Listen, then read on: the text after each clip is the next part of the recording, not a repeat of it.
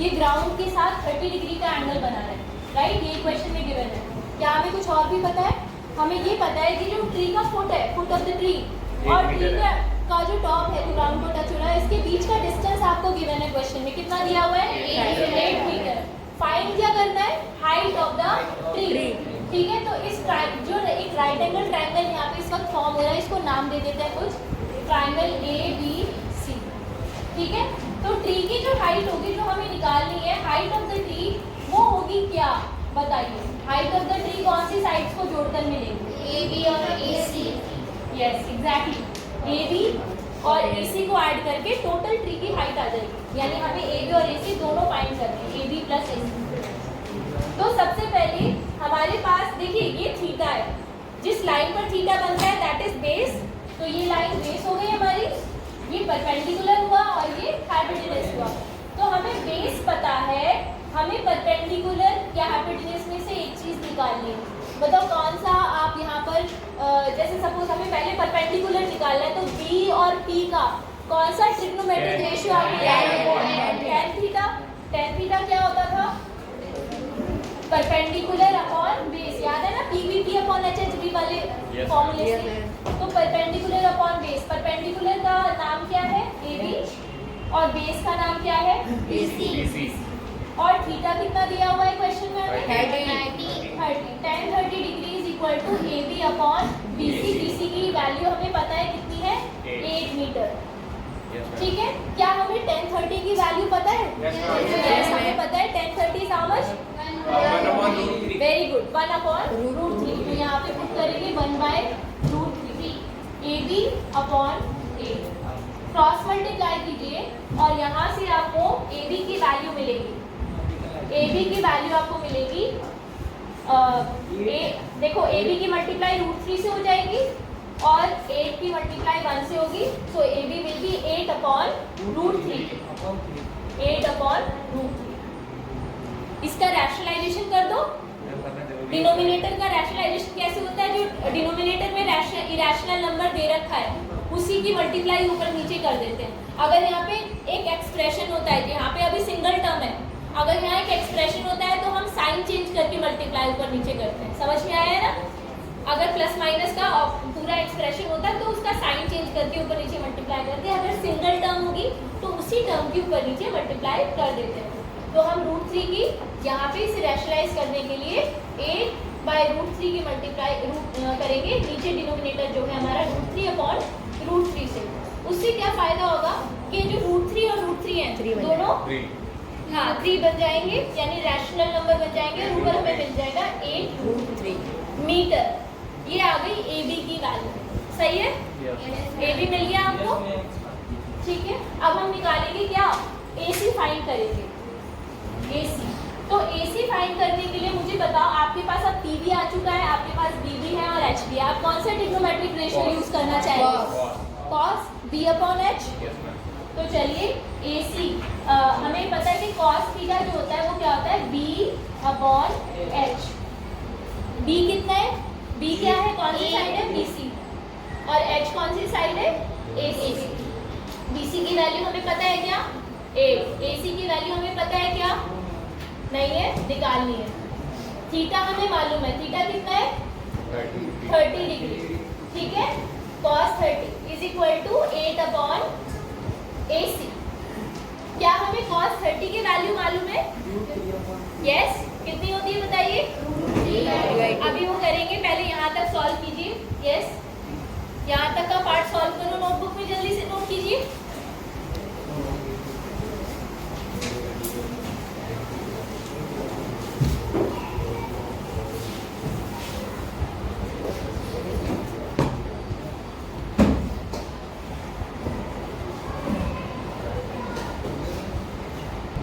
तो जो क्वेश्चन का बचा हुआ हिस्सा है, इसके आगे हम यहाँ पर इसे सॉल्व कर रहे हैं। cos 30 is equal to 8 upon AC। cos 30 की वैल्यू होती है √3/2, sin 60 के बराबर, है ना। तो cos 30 is √3/2 is equal to 8 upon AC। AC की वैल्यू यहाँ से आपको मिलेगी 8 की 2 से मल्टीप्लाई हो जाएगी, 8 × 2 अपॉन √3। और एक्चुअली अगर आप इसे यहाँ पर भी छोड़ देते ना, यहाँ 8/√3 तो भी चल जाता काम आपका। फाइनली रिजल्ट को रैशनलाइज कर देते, ठीक है। तो ए बी की ये वाली वैल्यू हम ले लेंगे 8/√3। चलो अभी हमें क्या करना है, ट्री की टोटल हाइट निकालनी है। वो कैसे निकलेगी, ए बी प्लस ए सी करके। तो टोटल हाइट जो होगी वो होगी A B plus A C. A B की वैल्यू थी 8/√3, ए सी की वैल्यू आई है 16/√3। दोनों का डिनोमिनेटर सेम है तो ऊपर वाले नंबर जुड़ जाएंगे 24/√3। अब आप इसे रैशनलाइज कर दीजिए, मतलब ये वाला पार्ट आपको एक्चुअली यहाँ पर करने की जरूरत नहीं है। This you don't have to do, ठीक है। हम रिजल्ट को एक साथ रैशनलाइज कर देंगे। समझ में आया, हमने ये वाली वैल्यू ले ली है अभी की।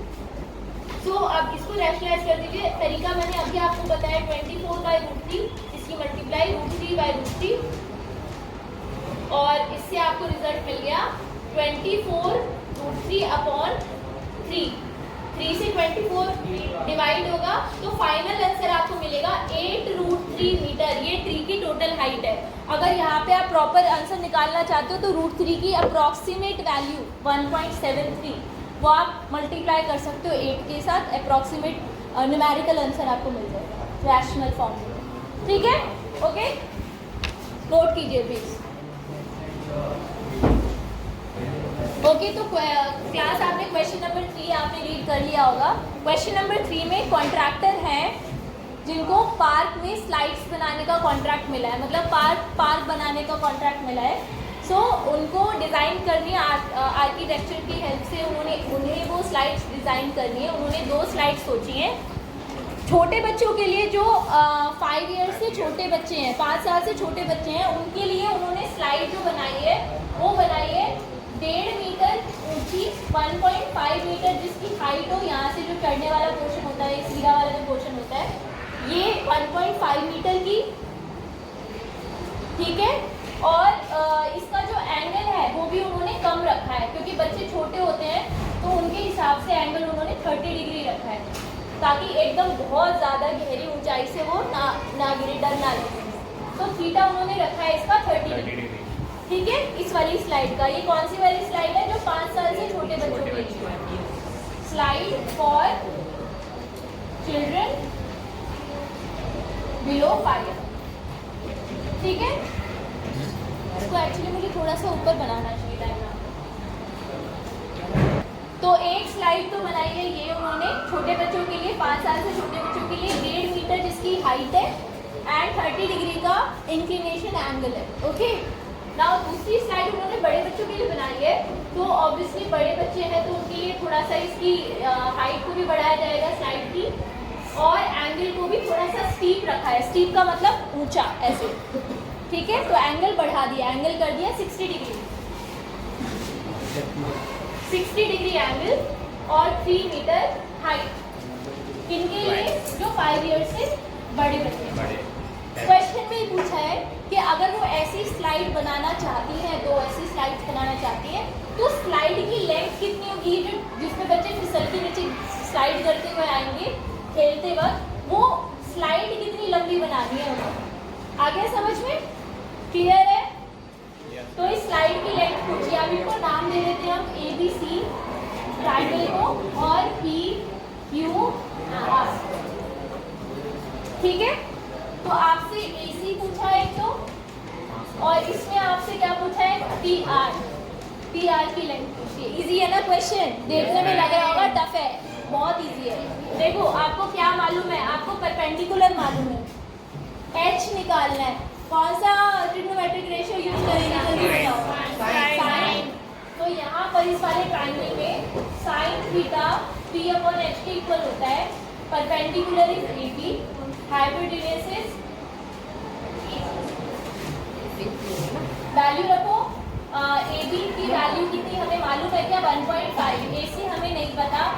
साइन थीटा कितना दे रखा है, 30 डिग्री। साइन 30 की वैल्यू क्या हमें पता है, 1/2। 1.5 अपॉन AC की वैल्यू कितनी आई है यहाँ से बताओ? 3 मीटर। यानी ये जो स्लाइड बनेगी, छोटे बच्चों वाली जो स्लाइड बनेगी वो 3 मीटर लंबी बनेगी। समझ में आया सबको? बिल्कुल इसी तरह से बड़े बच्चों की स्लाइड देखते हैं कितनी लंबी बनेगी। तो लेट्स सॉल्व इट। इसमें भी सेम साइन थीटा ही लगेगा। तो sine theta is PR upon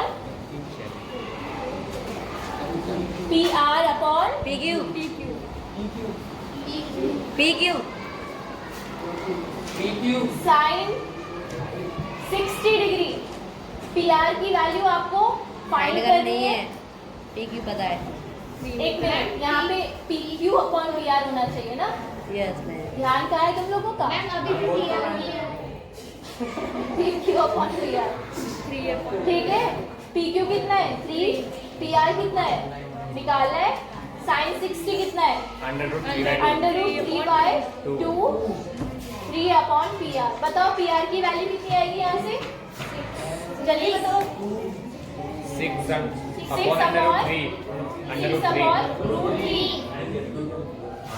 upon √3। इसको सॉल्व, ये पता चला कैसे आया? 3 × 2 6 और अपॉन में √3।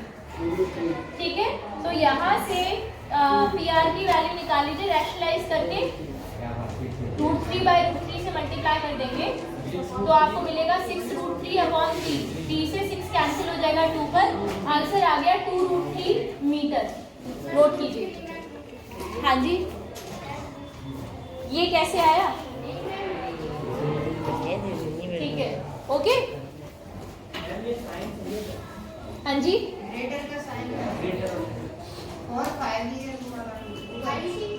For greater than 5 years, for less than 5 years। Less than, यहाँ पे जो होगा वो लेस ही तो होगा 5 से। क्लियर है? कितना बेसिक डाउट था तुम्हारा। ओके क्लास, तो क्वेश्चन नंबर 4 है, पढ़ लेते हैं जरा बुक का।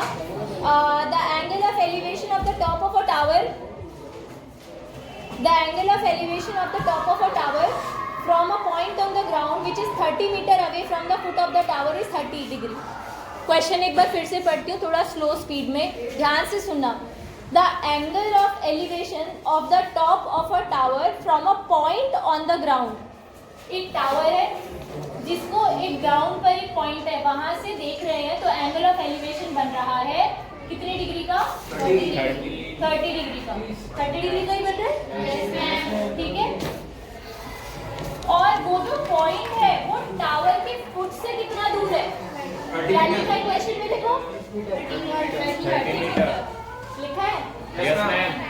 30 मीटर दूर है टावर का जो फुट है, वो उस पॉइंट से 30 मीटर दूर है। आपको निकालना क्या है? हाइट ऑफ द टावर, ये फाइंड करना है। It's very easy, right? बताओ कौन सा रेशियो यूज करें? लेस हमारे पास है, परपेंडिकुलर हमें फाइंड करना है। कौन सा रेशियो यूज करें? tan थीटा क्या होता है? P upon N। P क्या है? अच्छा, इसको नाम दे देते हैं या P ABC तो AB अपॉन AB की वैल्यू हमें पता नहीं है, पता करनी है। हाइट हमें निकालनी है और BC कितना है? 30। क्या हमें थीटा पता है? Yes, tan theta 30, tan 30। AB upon 30, tan 30 की वैल्यू 1/√3 AB अपॉन 30। यहाँ से सॉल्व करके AB की वैल्यू निकालो तो कितनी आएगी? देखो, AB is equal to 30 upon √3। यही आ रहा है, देखो। कथा मत सुनो, हाथ पे हाथ रख के सॉल्व करके देखो कॉपी में। यही आ रहा है क्या? यही आ रहा है। फिर रैशनलाइज करेंगे, रैशनलाइज करेंगे 30 अपॉन √3 को रैशनलाइज करेंगे तो √3 की मल्टीप्लाई ऊपर नीचे हो जाएगी। नीचे तो 3 बन गया, 3 से 30 √3 अपॉन 3। 3 से 30 कैंसिल होगा, 10 क्या आंसर आया? 10 मीटर। ये टावर की हाइट है, राइट? अच्छा, अगर इसे प्रॉपर इसे निकाल सकते हो एक्चुअली आप प्रॉपर कैसे? हाँ, 1.3 की मल्टीप्लाई 10 से कर देना। 17.3 मीटर आएगा अप्रॉक्सीमेटली। वो डिपेंड करता है आपसे वो आंसर किस फॉर्म में मांग रहे हैं। अगर √3 की वैल्यू गिवन होगी तो यस। क्वेश्चन नंबर 5 करते हैं, चलिए इसे नोट कीजिए, इसे नोट कीजिए please. Question number 5, a kite is flying at a height of 60 metre above the ground. एक काइट ग्राउंड से 60 मीटर की ऊंचाई पर उड़ रही है। एक काइट है, ऐसी बनाते हैं ना कि ग्राउंड से 60 मीटर की हाइट पर उड़ रही है। नहीं, ये ऊंचाई है, ऊंचाई, धागा सीधा नहीं होगा। और ये बंधी हुई है, देखिए क्या लिखा है आगे, द स्ट्रिंग, जो उसका जो धागा है, डोर, पतंग की डोर, ठीक है, the string attach to the kite is temporarily tied to a point on the ground. ये जो डोर है, इस काइट की डोर यहाँ से निकलेगी, वो डोर ना ग्राउंड पे एक पॉइंट से टेम्परेरीली टाइड है, बंधी हुई है यहाँ पे, ठीक है, आगे समझ में? यस। अब आपसे ये पूछा, आगे क्वेश्चन में बोला है कि जो एंगल ऑफ इंक्लिनेशन है इस स्ट्रिंग का, ये जो डोर है, ये ग्राउंड से कितने डिग्री का एंगल बना रही है? 60 डिग्री का एंगल बना रही है। आपसे पूछा है कि बताइए find the length of the string, यानी डोर की लंबाई कितनी है, ये जो डोर है कितनी लंबी होनी चाहिए। अगर हम किसी काइट को 60 डिग्री के एंगल पे 60 मीटर ऊंचा उड़ाना चाहते हैं तो वो डोर कितनी लंबी चाहिए उसको उड़ाने के लिए। तो आपसे ये चीज पूछी है, ठीक है, इसको x मान लीजिए अगर, ओके, तो मुझे बताओ यहाँ पे कौन सा रेशियो यूज करोगे आप? साइन। t हमें पता है, h हमें निकालना है, सही है ना, ठीक है। तो sine theta is p/h, perpendicular is 60, h आपको निकालना है, x हमने मान लिया, थीटा कितना है 60 डिग्री, साइन 60 की वैल्यू पता है √3/2, ये बराबर है 60/x के।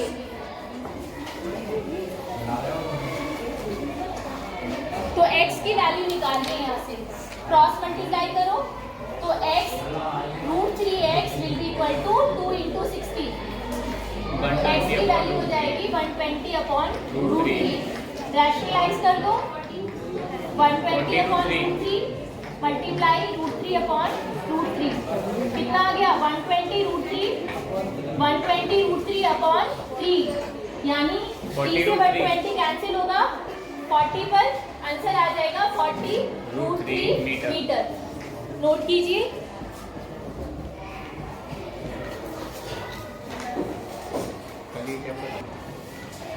समझ में आ गया ना ये क्वेश्चन? क्या कोई ऐसा स्टेप है जो दोबारा समझना है आपको? इजी था ना, बिल्कुल प्रीवियस क्वेश्चंस जैसा। नोट कीजिए।